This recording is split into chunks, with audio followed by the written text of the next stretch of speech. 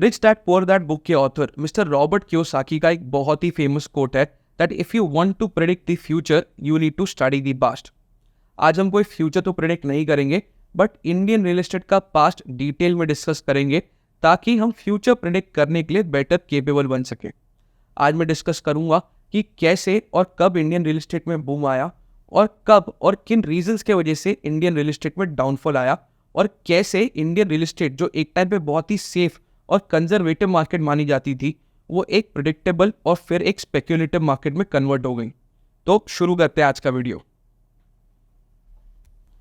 After independence till 1980s to be precise till 1988 Indian real estate market बहुत ही stable थी और gradually grow कर रही थी। उस टाइप पे majority of the country was either poor और लोअर मिडिल क्लास। इतने सालों के ब्रिटिश राज और जमींदारी सिस्टम के बाद में इंडिया का माइंडसेट बन गया था जहां पे लोन लेना बहुत अच्छा नहीं माना जाता था।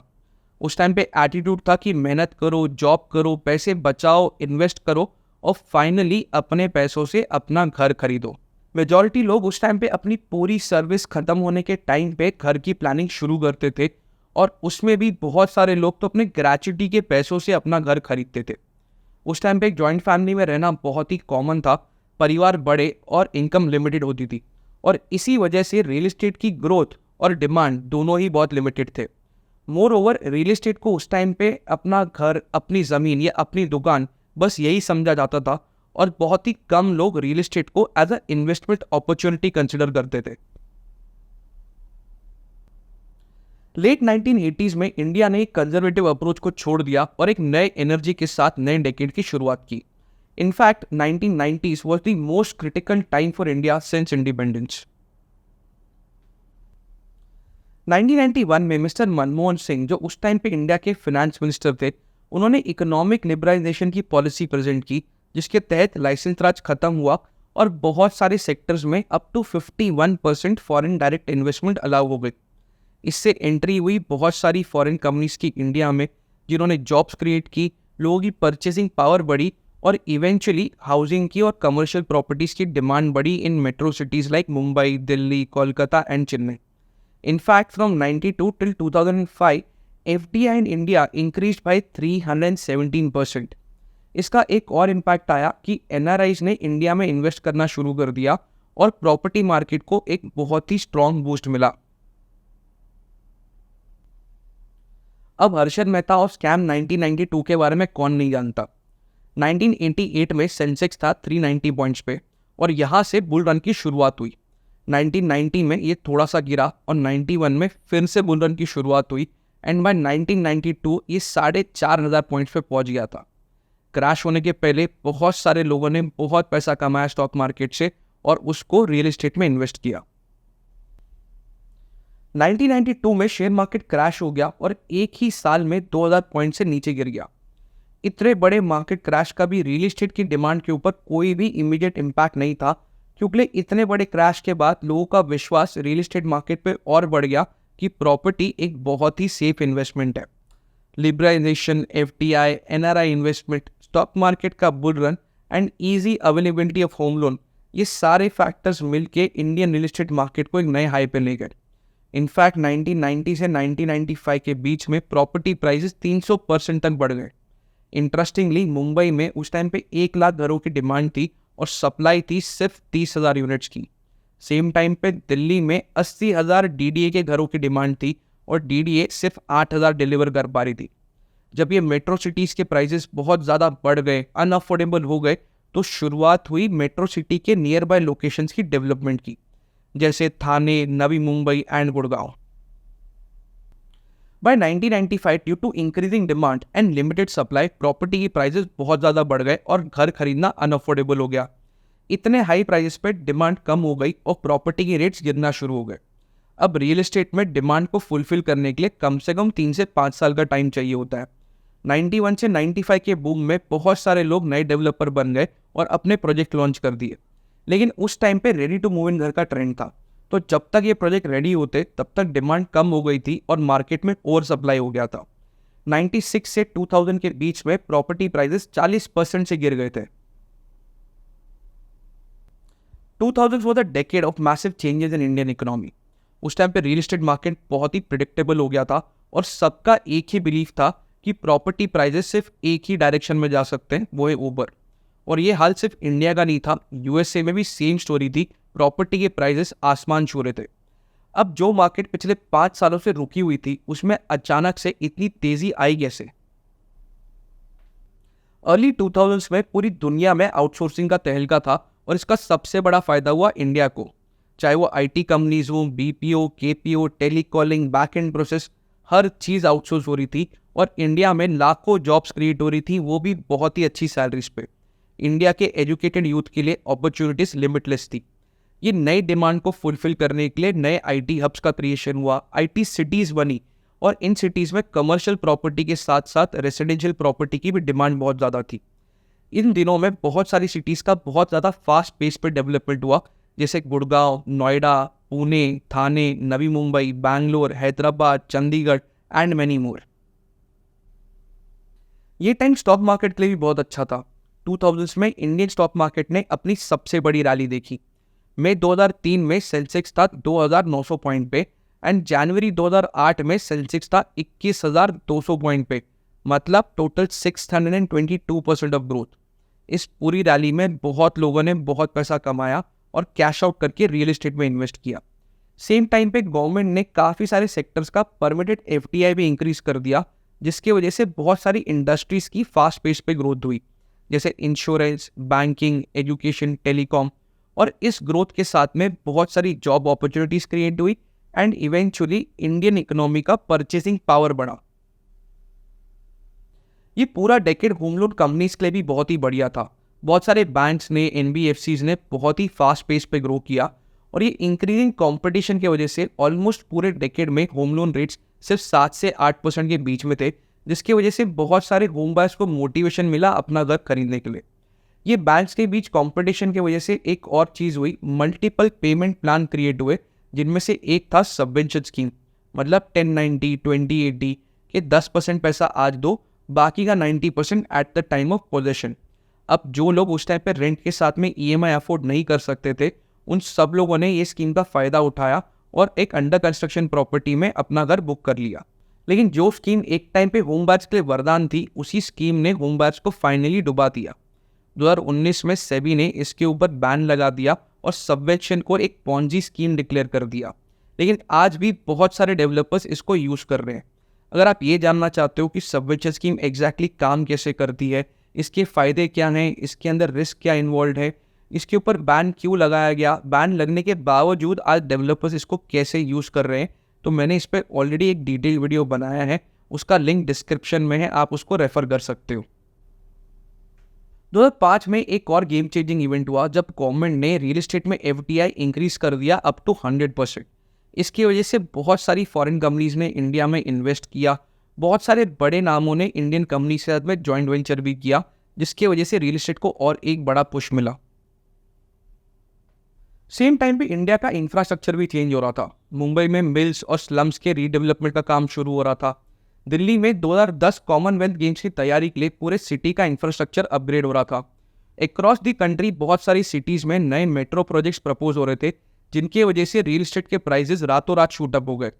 बहुत सारी सिटीज़ में नए एयरपोर्ट भी प्रपोज हो रहे थे और जिस वजह से उनके नियर बाई लोकेशन पे बहुत सारी डेवलपमेंट प्रपोज हो गई और वहाँ के प्राइस भी बढ़ने लगे। पूरे देश भर में हर जगह पे नए इंफ्रास्ट्रक्चर प्रोजेक्ट्स बन रहे थे, नए ब्रिज, नए हाईवे। हर स्टेट ने अपनी एक सिटी आइडेंटिफाई कर ली थी जिसको वो सिंगापुर बनाना चाहते थे।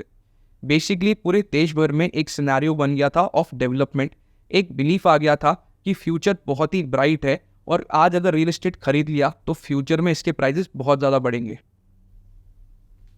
इंडिया में अमेरिका और यूरोप के पैसों के साथ में वहाँ का कल्चर भी आ रहा था।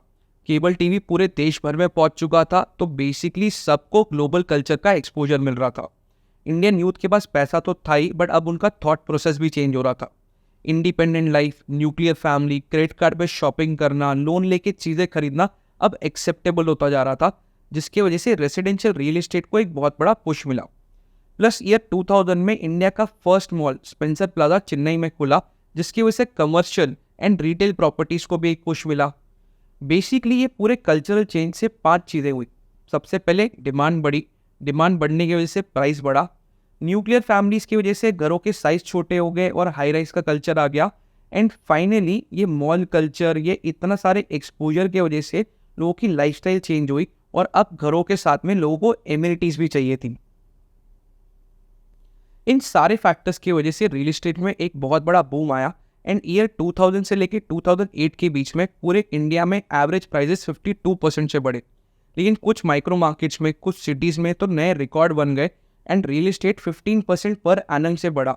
मतलब 5 साल में प्रॉपर्टी के प्राइस डबल हो गए और 8 साल में 3 गुना हो गए।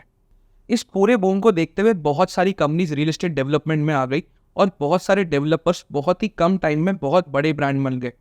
उस टाइम पे हर जगह पे सिर्फ रियल एस्टेट की मार्केटिंग ही देखी जाती थी, हर जगह पे उनकी एड्स। बहुत सारे डेवलपर्स ने तो फिल्म स्टार्स और क्रिकेटर्स को भी अपना ब्रांड एम्बेसडर बना लिया। इस डेकेड में एक और इंटरेस्टिंग चीज़ हुई, एक नए टाइप ऑफ इन्वेस्टर का क्रिएशन हुआ। जॉब करने वाला मिडिल क्लास आदमी इस रियल एस्टेट बूम में एक इन्वेस्टर बन गया। सबको लगा कि प्रॉपर्टी के प्राइसेस कभी कम ही नहीं होंगे और ये सेंटीमेंट सिर्फ इंडिया में नहीं था, पूरी दुनिया में था।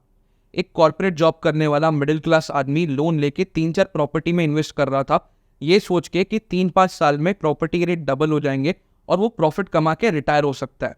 लेकिन 2008 में इस ग्रोथ को फुल स्टॉप लग गया। 2008 में अमेरिका में मॉर्गेज क्राइसिस हुआ और रियल एस्टेट क्रैश हो गया। इसके आफ्टर इफेक्ट्स इंडियन इकोनॉमी और रियल एस्टेट पे भी आए। 2009 में एफडीआई कम हो गया और सेम टाइम पे इंडियन बायर्स की डिमांड भी कम हो गई। डेवलपर्स ने प्राइस कम करने की जगह इसको सस्टेन करने के लिए मेट्रो सिटीज़ के आउटस्कर्ट पे affordable low cost projects launch करना चालू कर दिया। 2010 में डिमांड वापस आने लगी, लेकिन ओवर सप्लाई की वजह से प्राइस राइज का ट्रेंड खत्म हो गया और प्राइसेस स्टेबल हो गए। 2011 से 2020 का टाइम रियल एस्टेट के लिए बहुत अच्छा नहीं था। इनफैक्ट मेजरली वो होम बायर्स के लिए बहुत ही बुरा टाइम था, क्योंकि बहुत सारे लोगों ने अपने घर के पोजीशन के लिए बहुत फाइट की और कुछ लोग तो अभी भी कर रहे हैं। 2010 तक प्राइसेस बहुत ज़्यादा बढ़ चुके थे और घर अनअफोर्डेबल होना शुरू हो चुके थे। प्लस ग्लोबल रिसेशन के after effects Indian real estate की डिमांड पे भी थे। 2010-11 में डेवलपर्स ने पूरी कोशिश की कि मार्केट क्रैश ना हो और प्राइसेस को सस्टेन करने के लिए उन्होंने इनोवेटिव मार्केटिंग टेक्निक्स का यूज़ किया। ऑफर्स और डिस्काउंट दिए, जैसे free modular kitchen, free AC, gold coin, foreign trip. उन्होंने प्राइस कम करने की जगह पे अपनी एमिनिटीज़ बढ़ा दी और इससे डिमांड फिर से रिवाइव हो गई। 2012 तक इंडिया का स्टार्टअप कल्चर ग्रोथ पे था और जो अर्ली 2000s में आईटीएस कंपनीज ने किया था, वो इस बार स्टार्टअप कर रहे थे। यूथ के पास अच्छी जॉब थी, अच्छी सैलरी थी और ये यूथ इस बार मेट्रो सिटी का नहीं था, वो टियर 2 टियर 3 सिटी का था और उसका सपना था कि मेट्रो सिटी में उसका अपना एक घर हो। इसी के साथ डिमांड फिर से बढ़ने लगी, लेकिन इस बार डिमांड थी मेट्रो सिटीज़ के आउटस्कर्ट्स पे डेवलपिंग लोकेशंस की फॉर अफोर्डेबल हाउसिंग। जैसे मुंबई में डिमांड थाना से आगे बढ़कर कल्याण डोंबिवली तरफ शिफ्ट हो गई। नवी मुंबई में डिमांड वाशी से आगे बढ़कर खारघर पनवेल की तरफ शिफ्ट हो गई। एनसीआर में डिमांड थी ग्रेटर नोएडा वेस्ट की, न्यू गुड़गांव, द्वारका एक्सप्रेसवे, ऐसी लोकेशंस की डिमांड बढ़ने लगी। लेकिन इस बढ़ती हुई डिमांड के साथ प्रॉब्लम थी ओवर सप्लाई की। 2008 तक बहुत सारे लोग डेवलपर बन गए थे और अनगिनत प्रोजेक्ट लॉन्च हो चुके थे। इस बढ़ती हुई डिमांड का प्राइस पे कोई इम्पैक्ट नहीं आया और ओवर सप्लाई की वजह से प्राइस स्टैग्नेंट ही रहे। इनफैक्ट ओवर सप्लाई का प्रॉब्लम इतना बढ़ गया था कि डेवलपर्स ने नए प्रोजेक्ट लॉन्च करना ही कम कर दिया। इन Q1 of 2014, the number of projects launched were 50% less in comparison to 2013. By 2015, total 6 lakh unsold units were there in total 7 metro cities of the country. 2008 से 2012 के बीच में बहुत सारे प्रोजेक्ट लॉन्च हुए, बहुत सारे लोग बहुत बड़े डेवलपर बन गए। एटलीस्ट वो ये क्लेम कर रहे थे कि वो बहुत ही बड़ा ब्रांड है। इन डेवलपर्स को भी यही लगा कि इंडिया में प्रॉपर्टी की डिमांड कभी कम होगी ही नहीं और इसीलिए वो होम बायर से जो पैसा लिया था उससे उनका प्रोजेक्ट कंप्लीट करने की जगह पे वो और नई ज़मीन लेते गए और नए प्रोजेक्ट लॉन्च करते गए। लेकिन जब डिमांड कम हो गई और उनका प्रोडक्ट बिकना बंद हो गया तो उनके पास पैसे ही नहीं बचे पुराना प्रोजेक्ट कंप्लीट करने के लिए। और इसी के साथ में 2014 से कस्टमर एजिटेशन शुरू हुआ, क्योंकि तब तक बहुत सारे प्रोजेक्ट्स डिले हो गए थे 2 साल से 4 साल से। जब कस्टमर एजिटेशन शुरू हुआ तो इन बिल्डर्स की इंक्वायरी हुई और इंक्वायरी में ये पता चला कि इनमें से बहुत सारे डेवलपर्स मनी लॉन्ड्रिंग कर रहे थे, होम बायर्स का पैसा लेके इंडिया के बाहर इन्वेस्ट कर रहे थे, अपनी दूसरी कंपनीज में इन्वेस्ट कर रहे थे और इसी के साथ शुरुआत हुई बिल्डर्स के बैंकरप्ट होने की, जेल जाने की। जेपी, आम्रपाली, यूनिटेक ऐसे बहुत सारे डेवलपर्स पे इंक्वायरी चल रही थी और इनफैक्ट इनमें से बहुत सारे प्रोजेक्ट्स के होम बायर्स को आज तक 2023 तक अपना घर नहीं मिला है। अगर आप ये जानना चाहते हो कि कैसे यूनिटेक, जेपी, आम्रपाली ने अपने होम बायर्स के में फ्रॉड किया, उनका पोजीशन क्यों डिले हुआ, उनको क्या रेजोल्यूशन मिला, उनके प्रोजेक्ट का आज स्टेटस क्या है और इन होम बायर्स का फ्यूचर क्या है, तो इन सभी डेवलपर्स पे मैंने डिटेल वीडियो बनाया है, आप उनको रेफर कर सकते हो, सबका लिंक डिस्क्रिप्शन में है। एक तरफ पोजीशन डिलेट चल रहा था, बिल्डर्स बैंकरप्ट हो रहे थे, जेल जा रहे थे, मार्केट में इन्वेंट्री का ओवरहैंग बहुत ज़्यादा था, तो दूसरी तरफ मोदी गवर्नमेंट ने एक ही साल में रियल एस्टेट इंडस्ट्री को 3 बड़े झटके दे दिए।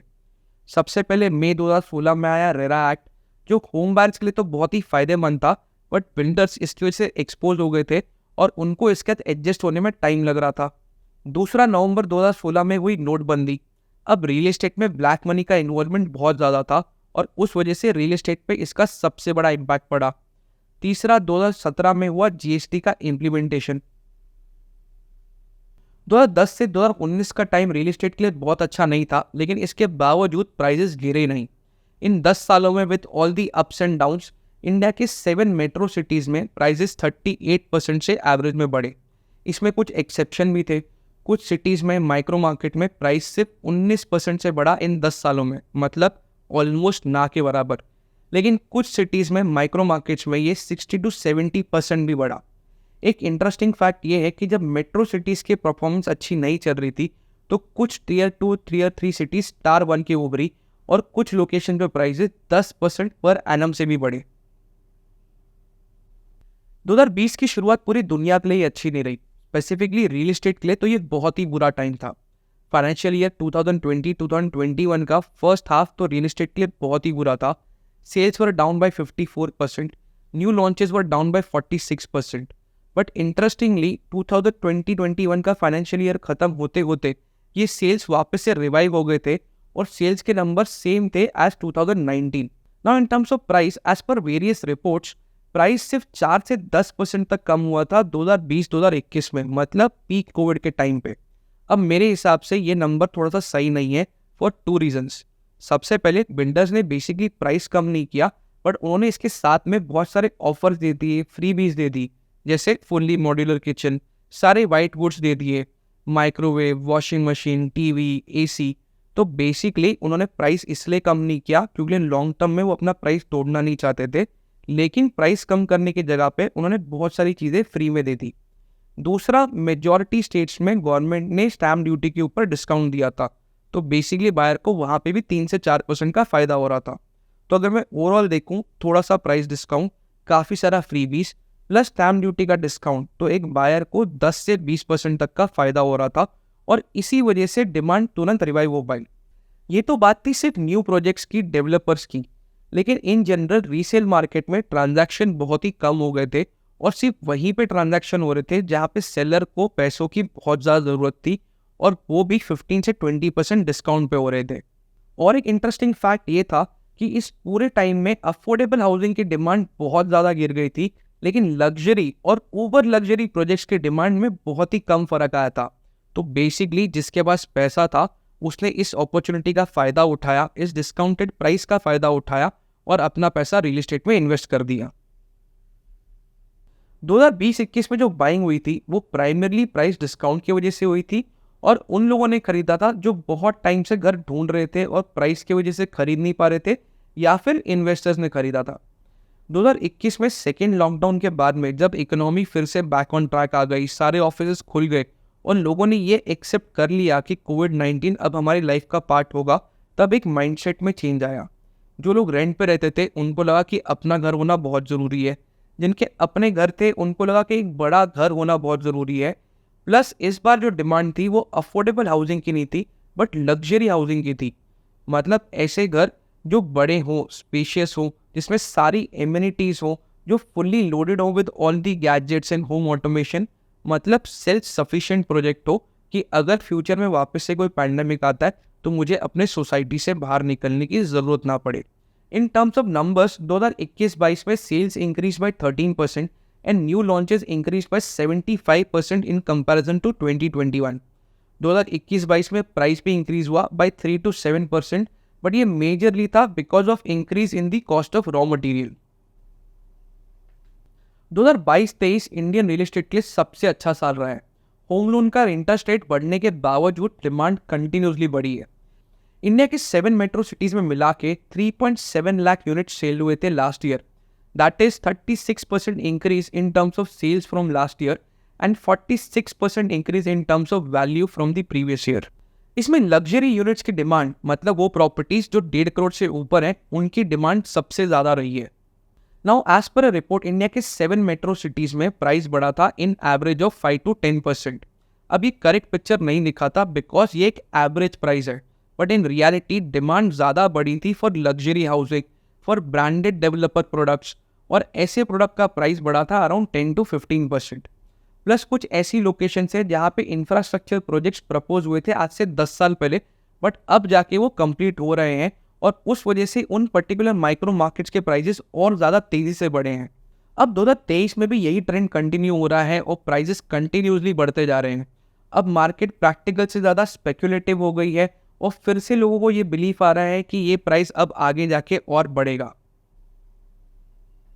टू कंक्लूड, हर डेकेड में एक बूम आता है जो रियल एस्टेट के प्राइसेस को ऊपर ले जाता है, और हर डेकेड में ऐसा कुछ ना कुछ होता है जो प्राइसेस को या तो गिरा देता है या स्टैग्नेंट कर देता है। But in the and real estate market हमेशा रिकवर करती है और ग्रो करती है। आज की डेट में मार्केट में एंड यूजर्स ज़्यादा हैं और इन्वेस्टर्स कम हैं। जब भी एंड यूजर्स की डिमांड ज़्यादा होती है तब मार्केट की क्रैश होने की पॉसिबिलिटी थोड़ी सी कम हो जाती है। लेकिन एक सच ये भी है कि किसी के लिए भी रियल एस्टेट मार्केट को प्रिडिक्ट करना प्रैक्टिकली पॉसिबल नहीं है। कोई भी ये 100% श्योरिटी से नहीं बता सकता कि मार्केट कब ऊपर जाएगी, कब गिरेगी। इनफैक्ट यूएसए जैसी इकोनॉमी भी मॉर्गेज क्राइसिस के बारे में प्रिडिक्ट नहीं कर पाई थी। लेकिन एक सच और भी है कि real estate is a long term game, और जिसके पास होल्डिंग पावर है या फिर जो सच में एक एंड यूज़र है, उसको ये अप्स एंड डाउन्स के साइकिल के साथ में कोई ज़्यादा फर्क नहीं पड़ेगा। आई होप आपको आज का वीडियो इंटरेस्टिंग लगा होगा। अगर पसंद आया है तो प्लीज़ इसे लाइक कीजिए, अपने फ्रेंड्स, फैमिली, कलीग्स के साथ में शेयर कीजिए। और अगर आप इंडियन रियल एस्टेट के बारे में और जानना चाहते हो, एक स्मार्ट होम बायर बनना चाहते हो, तो प्लीज़ मेरे चैनल को सब्सक्राइब कर लो, क्योंकि मैं इसी तरीके से रियल एस्टेट पे और नॉलेज बेस्ड वीडियोस बनाता रहूँगा। That's all for today, signing off. I am Rohan Bhardwaj. Take care, have fun.